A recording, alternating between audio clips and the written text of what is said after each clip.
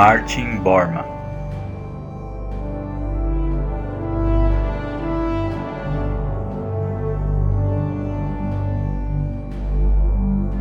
Os carniceiros do regime nazista. Martin Bormann foi o secretário particular de Adolf Hitler e chefe da chancelaria do Partido Nazista. Devido à sua proximidade com Hitler, já no fim da Segunda Guerra Mundial, ele era o segundo líder nazista mais importante. Martin Bormann nasceu em 17 de junho de 1900 em Vingen, Alemanha, filho de Theodor Bormann, um sargento prussiano que mais tarde tornou-se funcionário dos Correios. Bormann perdeu o pai aos 3 anos de idade e logo depois sua mãe se casou novamente. Ele também tinha um irmão mais novo, Albert Bormann, que também foi secretário de Hitler, mas para Martin, ele era apenas o homem que puxava a cadeira para Hitler sentar.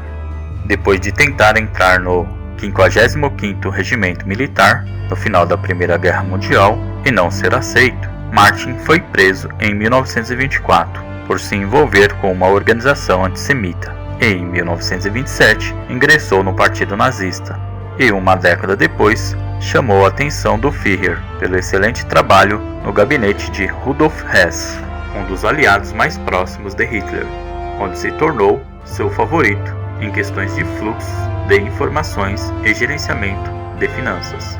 A partir de então, ele começou a acompanhar Hitler em todos os lugares, sendo aceito no comitê de tomada de decisões do partido, finalizando as nomeações e as promoções dos demais oficiais. Bormann era considerado um homem racista e anticristão. Ele fez lobby por medidas para suprimir os judeus e o povo eslavo e restringiu o poder da igreja. Ele assinou o notório decreto da permanente solução final para a Grande Alemanha, que recomendava a morte de judeus nos campos de extermínio nazistas. Bormann, antes de ingressar no Partido Nacional Socialista dos Trabalhadores Alemães, trabalhou como diretor de imprensa regional de um jornal de circulação semanal. Com suas excelentes habilidades organizacionais, ele logo se tornou um gerente de negócios da área. Em 1933, ele assumiu o cargo de chefe de gabinete no escritório do deputado do Führer, Rudolf Hess, onde serviu como secretário pessoal de Hess de julho de 1933 a maio de 1941. Além disso, em outubro de 1933, Hitler indicou como líder nacional, o segundo mais alto cargo político do partido, vinculando diretamente ao gabinete do Führer, sendo eleito depois como deputado do parlamento alemão. Em 1935, Hitler atribuiu a ele a renovação de sua casa-refúgio, um de seus mais conhecidos quartéis generais, nos Alpes Bávaros, na Baviera. Nesse local, Bormann foi responsável por encomendar a construção de quartéis, estradas, trilhas, garagens, uma casa de hóspedes e acomodações para funcionários e oficiais. Ainda neste período, ele atuou como secretário pessoal de Hitler e administrou suas finanças pessoais. Ao ganhar a confiança de Hitler, ele começou a controlar o fluxo de informações e o acesso ao Führer, de modo que ele comunicava as ordens do Führer verbalmente, permitindo mais tarde que exercesse uma vantagem sobre outros oficiais do alto escalão, como Joseph Goebbels, Goering e Himmler.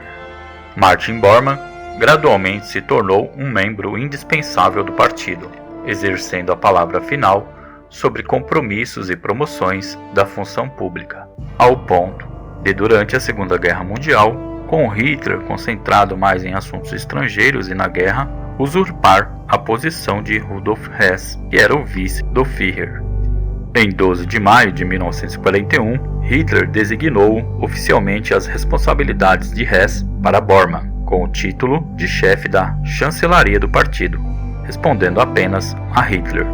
Ocupado com a guerra, Hitler dependia cada vez mais de Bormann para lidar com assuntos domésticos do país. Em 12 de abril de 1943, Hitler o nomeou oficialmente como seu secretário pessoal. Até então, Bormann tinha o controle total sobre todos os assuntos domésticos, e esse novo compromisso lhe dava poderes adicionais.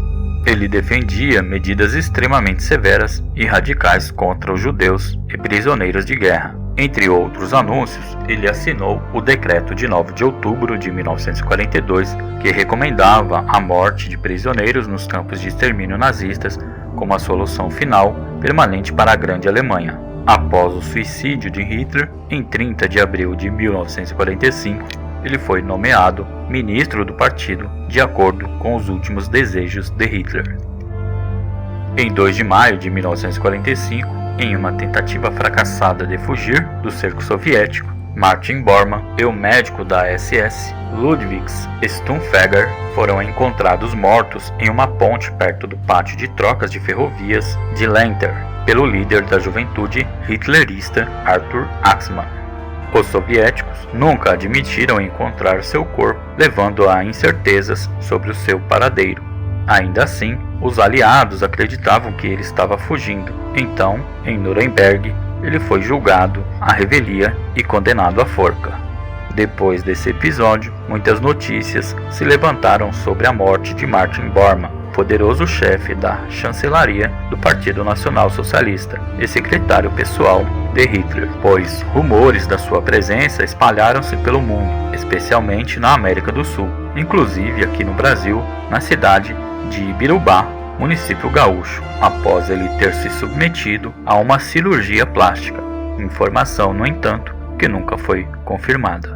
Mas, em 1971, as buscas pelo seu paradeiro foram canceladas. Apenas um ano depois, operários da construção civil encontraram seus restos mortais, identificados por sua ficha odontológica.